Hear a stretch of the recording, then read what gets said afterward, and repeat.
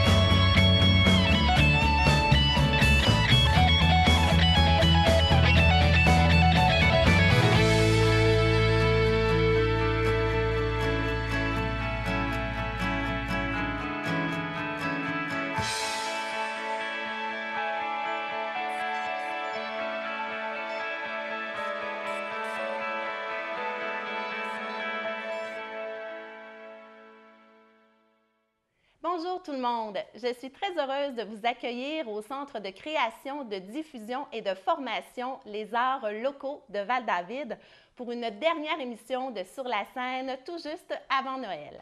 Aujourd'hui encore, nous allons recevoir des artistes de chez nous, tels que Mireille Dubreuil, sculpteur sur pierre, et la troupe Cassiopée Danse de Val-David. Mais pour commencer, bonjour Hugo. Bonjour Marielle! Ça va bien? Ça va bien? Oui! Content de vous retrouver. Oui, bien c'est ça Hugo, hein? Tu nous avais... Pas un boycott, c'était plus un kidnapping. Là. Oui, un kidnapping. Sans rançon, je suis revenu, tout va bien. Tu es revenu avec Gilles Matt et Nathalie Lebel. Nathalie Lebel, deux participants, deux créateurs, deux artistes de Val-David. Nathalie a participé aux prémices de Les Arts locaux. J'aimerais connaître un peu l'histoire de ce super centre. Donc, en 2004, on s'est réunis, plusieurs artistes de la communauté de Val-David, probablement aussi des alentours, Valmorin. On a été invités par la municipalité de Val-David pour nous demander qu'est-ce qu'on voulait. Puis, qu'est-ce qui est ressorti de ça? C'était un lieu de création. Donc, dans ce lieu-là, il y avait des danseurs, il y avait du cirque, il y avait des artistes en arts visuels. En fait, il y avait tous les arts possibles qu'on rencontre à Val-David. C'est ça. Puis la municipalité a trouvé un local. C'était ce local ici, qui n'était vraiment pas du tout comme ça. C'était un ancien garage d'ébénisterie, je crois. Donc, on s'est mis au travail. Les artistes, tout le monde a participé à vraiment organiser le lieu. Avez-vous détruit la place qui était ici avant puis reconstruit ou vous êtes allé par étapes pour faire un peu les blocs Lego? On a détruit, il y avait des murs, on a tassé des murs pour en faire un grand studio, un studio un peu plus petit. C'est ça, il y a vraiment il n'y a pas eu... c'était quand même à l'intérieur de déjà des 4 murs, là, il n'y a pas eu d'agrandissement. C'est quand même une bâtisse qui appartient à un propriétaire. OK. Donc, c'est vraiment à l'intérieur qu'il y a eu des transformations. Donc, un plancher, c'était du plancher de ciment, un plancher pour qu'on puisse danser dessus. On a commencé en 2004 la réunion des artistes. Oui. Le processus s'est étendu jusqu'en 2007 où on a ouvert officiellement les arts locaux. En 2005, les arts locaux est devenu un organisme à but non lucratif. OK. Et là, tranquillement, les arts locaux prend toujours de l'ampleur, s'organise de plus en plus, commence à...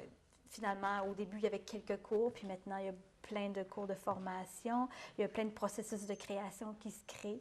Vraiment, ça y va vraiment de façon progressive. Parce que c'est la philosophie des arts locaux, c'est de former, d'ouvrir les portes à tous les artistes de la région. C'est ça, puis c'était très important depuis le départ, c'est de garder des locaux que n'importe quel artiste peut venir créer dans ce lieu-là.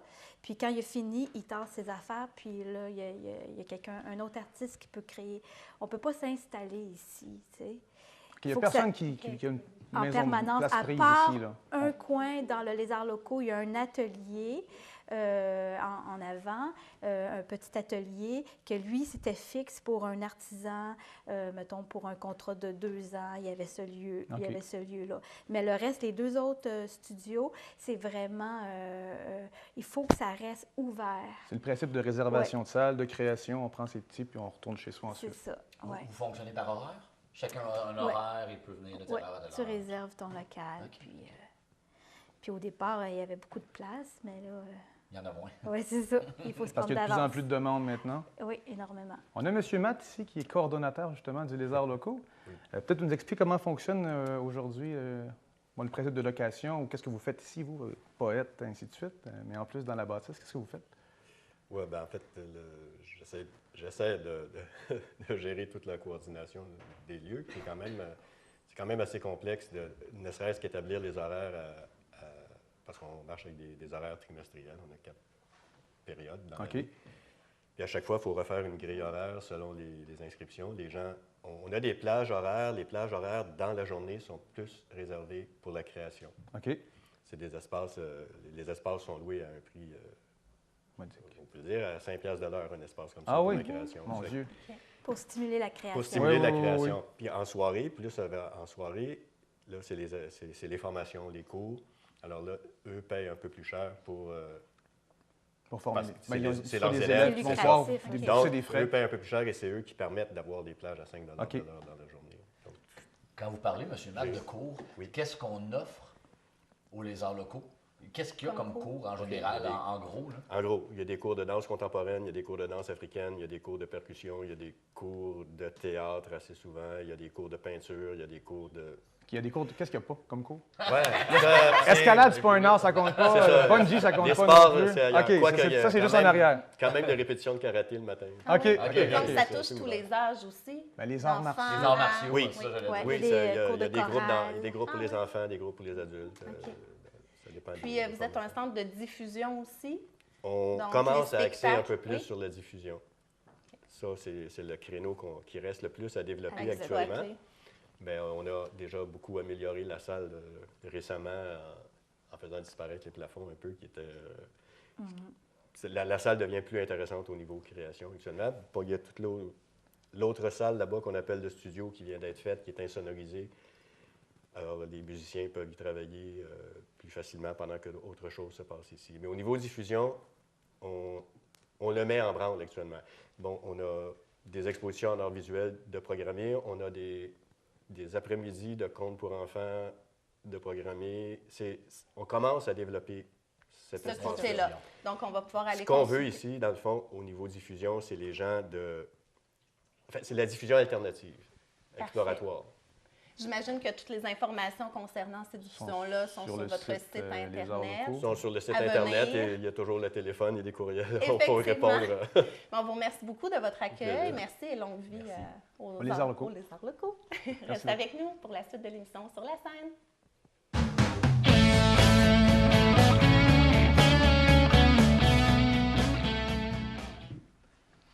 De retour à Sur la scène, Marie-Ève Plante s'est jointe à nous. Bonjour Marie-Ève.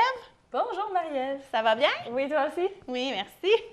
Tout à l'heure, j'ai oublié de saluer notre beau chroniqueur Félix et je m'en excuse. Bonjour Félix. Salut Marie-Ève. Allô, ça va bien? Oui, très bien. Good. Je vous présente Nathalie Lebel. Bien, on a vu Nathalie en entrée. Nathalie, tu es une des cofondatrices de Cassiope Danse. Est-ce que tu peux nous expliquer un peu qu'est-ce que c'est? Cassiope Danse, un collectif en danse contemporaine. On est né à Montréal en 98. On sortait du bac en danse de l'UQAM. On s'est réunis, on était 4 filles au départ.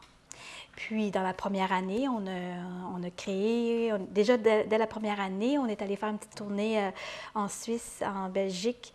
Puis, par la suite, on est resté, moi puis Marie-Josée Larouche, les cofondatrices, les directrices artistiques du collectif. Après ça, on créait soit que je faisais une pièce, elle faisait une pièce, on les présentait à Montréal, on diffusait aussi d'autres chorégraphes invités. Puis, à chaque projet, on se trouve toujours à inviter d'autres danseurs qui deviennent nos collaborateurs. Okay. On invite des concepteurs de musique, éclairage, toute une équipe. Puis pendant un projet, ils font partie du collectif. Donc, on reste très ouvert, très à l'écoute là, des... C'est multidisciplinaire. Vous Ouais. essayez d'aller chercher des artistes de différents domaines. Vous avez pris donc la danse qui est assez urbain, qu'on retrouve surtout à Montréal, et vous l'avez amené en région, C'est ça. dans un bassin à Val-David qui est assez artistique, où il y a beaucoup de talent artistique ici. Oui, ça a bien à donner que tous les deux fondatrices, on veut venir s'installer à Val-David. Là. OK. Ça aurait pu comme finir là. Puis là, ici, on sent vraiment qu'il y a un potentiel, il y a beaucoup d'artistes, puis on veut vraiment développer la danse dans les Laurentides. OK. Il y a un bassin là, qu'on veut Et aller... tout récemment, vous avez fait un court-métrage Ouais. intitulé Le fil Le fil d'Ariane. Le fil d'Ariane. qu'on va voir dans quelques instants. Oui, Parce que- oui, ça a commencé. On a voulu prendre des lieux dans Val-David, des lieux extérieurs, puis on a commencé à improviser dans ces lieux-là. Puis on avait une thématique de base, le fil de la vie, hein, puis les lieux qu'on a choisis étaient très, très, très inspirants. Donc, on a fait avec une équipe, avec Stéphanie Gagné, Martin Boucher, Mère-Josée et moi. Donc, on a monté, là, à ce niveau-là, moi puis Mère-Josée, on était vraiment comme danseurs beaucoup, on émettait nos commentaires. C'est beaucoup Stéphanie et Martin qui ont fait le montage de tout OK. ça. Puis, Donc, On va aller voir ça. Étienne pèse sur le piton et on va aller voir Le fil d'Ariane. En primeur, court-métrage. à sur Oui. la scène. En primeur. oui, en primaire.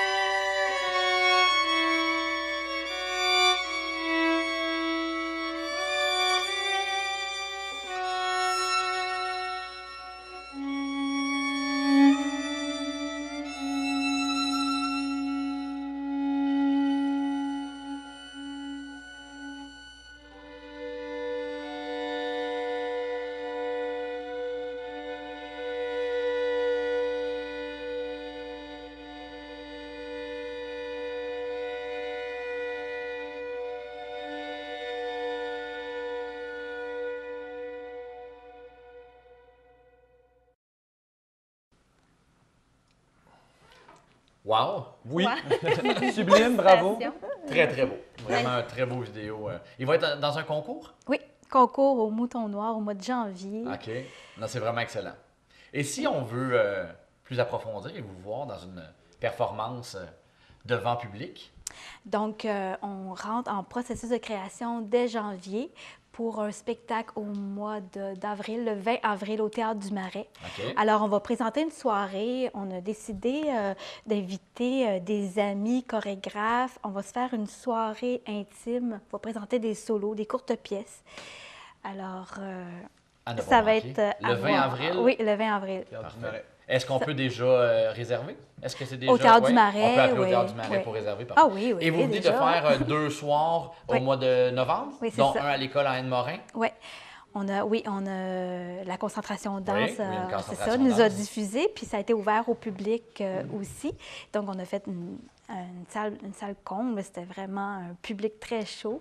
On a présenté 2 dernières créations, Sa tête a rencontré un mur, OK. puis aussi Flux, qui était une création qui avait été faite en 2009, mais qu'on a retravaillé. Puis puis, on vient tout juste de finir ce processus-là. Ça va être 2 pièces qui risquent, on attend des confirmations. Il y a une possibilité d'aller en Abitibi l'automne prochain. OK. Alors, c'est 2 pièces qu'on cherche à tourner, là, tu sais, on est dans ce travail-là. Mais en tout cas, vous faites un beau travail. Oui. C'est vraiment, C'est vraiment pas à le Montréal fun. qu'on aurait tourné un film. Oui, c'est ça. Non, Et c'est le fun c'est de voir pas la... vrai. Nos couleurs laurentiennes. Ouais. Oui, Et c'est le fun de voir la danse sortir de Montréal aussi. Oui. On est ailleurs au Québec.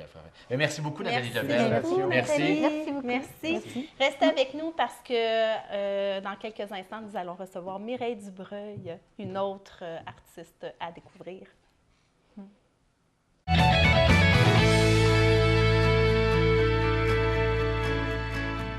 Marie-Ève, tu es avec Mireille Dubreuil, une sculpteure sur pierre. Tu veux bien nous la présenter? Oui, tout à fait. Alors, je vous présente Mireille Dubreuil, qui est une artiste ici de Val-David. Et puis, vous allez voir ses pièces, c'est vraiment magnifique ce qu'elle fait. Donc, pour comprendre là, comment elle arrive à un travail comme ça, Mireille, je vais te demander de nous parler de ton processus de création. Parfait. En fait, je ramasse des roches. Des roches qui se travaillent, parce qu'il n'y a pas toutes les roches qui se travaillent, bien sûr. J'aime pouvoir les travailler par ma propre force, donc je n'utilise pas vraiment d'outils mécaniques, donc je préfère des... Je peux aller jusqu'au marbre, un petit peu plus dur que le marbre. J'ai fait du quartz, j'ai une pièce que ça m'a pris 10 ans, je n'ai pas fini encore. 10 ans? Elle va être belle quand elle va être finie. Oui, elle ne se sûrement pas à vendre, j'imagine, Je celle-là. pense que non. Non, Je pense hein, que je pourrais pas. Avec le temps investi. Donc, je cherche des pierres ici. Au Québec, on n'a pas beaucoup de pierres. On a la brucite qui se travaille assez bien, qui peut être laissée dehors pendant l'hiver. On a, bien sûr, la pierre à savon. On a la serpentine qui va dans le plus dur. On a pas mal de marbre. On a du granit. Personnellement, j'aime beaucoup l'albâtre. C'est une pierre qui est un petit peu plus molle que le marbre. On en trouve un petit peu partout dans le monde, dans toutes sortes de couleurs. Ça, c'en est un. C'est un albâtre qui vient du Brésil, que j'ai ramené dans mes voyages. J'ai voyagé beaucoup en cherchant de la roche. Donc, je me suis promenée en Amérique du Sud, en Afrique, en Asie, en Europe pendant plusieurs années. Mon processus de création, je regarde une roche pendant longtemps. Souvent, je l'ai dans mon atelier pendant plusieurs années avant même d'y toucher. Quand je m'y attelle, j'ai été longtemps à partir du centre. Je regardais la pierre, je dis, OK, je fais un trou là. Puis après ça, je verrai qu'est-ce qui ressort de ce trou-là.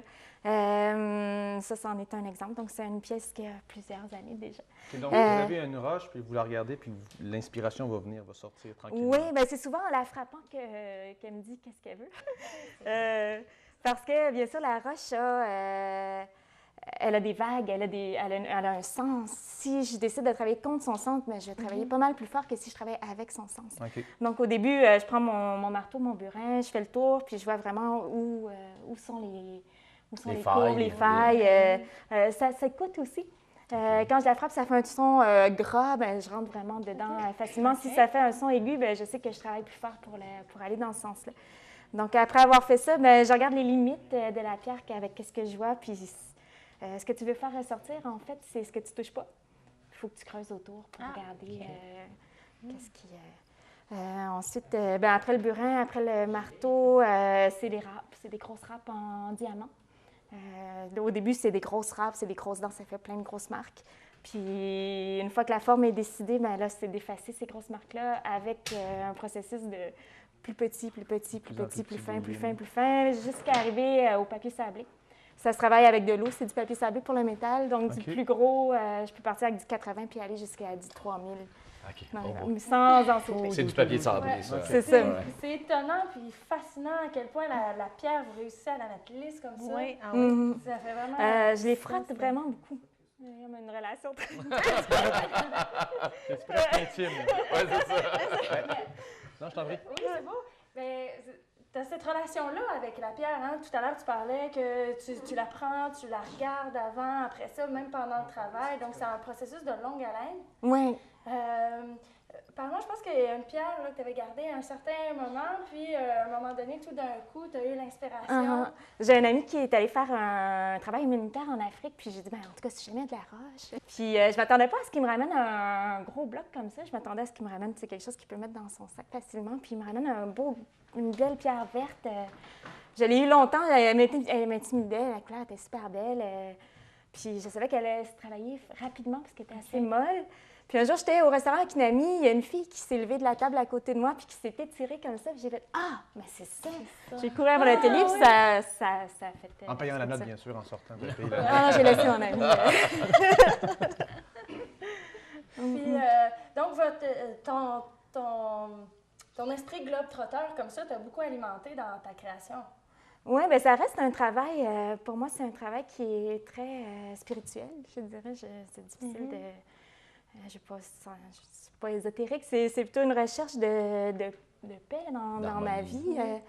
C'est pour ça que je suis venue habiter aussi ici. C'est pour ça que j'ai habité en Asie, dans plein d'endroits, en campagne, dans les montagnes. J'aime marcher, me retrouver dans la nature, m'inspirer du temps qui passe autour de moi sans être active nécessairement dedans.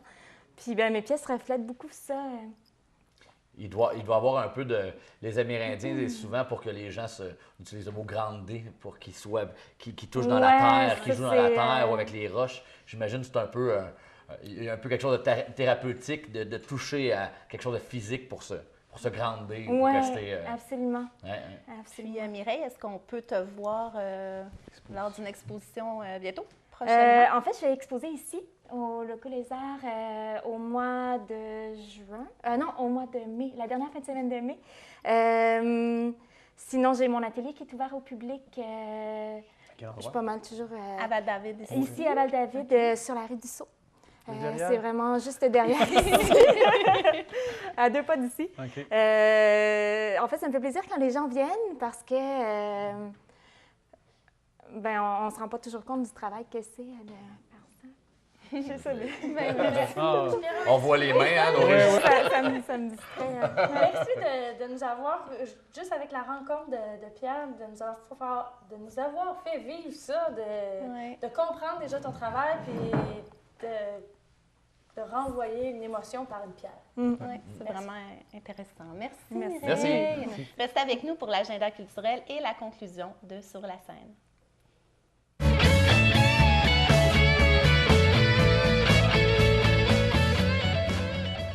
Allons voir maintenant notre agenda culturel, en commençant par Hugo. Ah, j'ai le Théâtre du Marais. Alors, le 13 décembre, le film Habeus Papam, Nous avons un pape de Nanni Moretti. Très beau film. 15 décembre, Claire Pelletier viendra chanter. Le 20 décembre, cinéma muet, Le voleur de Bagdad de Douglas Fairbanks. Le 10 janvier 2013, Jorge Martinez. On ne rit pas de mon accent. Le 12 janvier, Doris Simon viendra nous faire rire. Et le 19 janvier, Adam Karsh. Et au centre d'exposition de Val-David, Marie-Ève? Jusqu'au 24 février, il y a voir à perte de vue de... Daniel Hogg. Oui. Et puis le 22 décembre, c'est un concert de Noël avec Hélène Tremblay et Laurent Bellec. Et Félix? Oui, moi, c'est pour la Maison des Arts et de la Culture de Saint-Faustin. Jusqu'au 13 janvier, l'exposition Noël en or. Au Mouton Noir, ici même à Val-David, le 15 décembre, les Dale Hourchuck. Et le 22 décembre, Sonny Duval. Et aux Lézards locaux, ici même. Le 22 décembre, il y aura des contes avec Isabelle Crépeau. Et le 26 janvier, toujours des contes aussi, toujours avec Isabelle Crépeau, qui va faire des contes de pleine lune. Oh, merci beaucoup. Plaisir. Merci Félix, Merci, Hugo, Marie-Ève. C'est un plaisir. Merci à tous nos invités et surtout aux Lézards locaux de nous avoir accueillis. Si vous voulez joindre notre groupe Facebook Sur la scène, gênez-vous pas, ça va nous faire plaisir. Vous pouvez nous écrire aussi à l'adresse qui apparaît ici-bas sur l'écran. Et bien, on en profite pour vous souhaiter nos meilleurs vœux de Noël, joyeux Noël, tout le monde, bon congé. bien. Petit bonheur de la santé. Et paix, joie, espérance. Et puis, bonne fin de journée.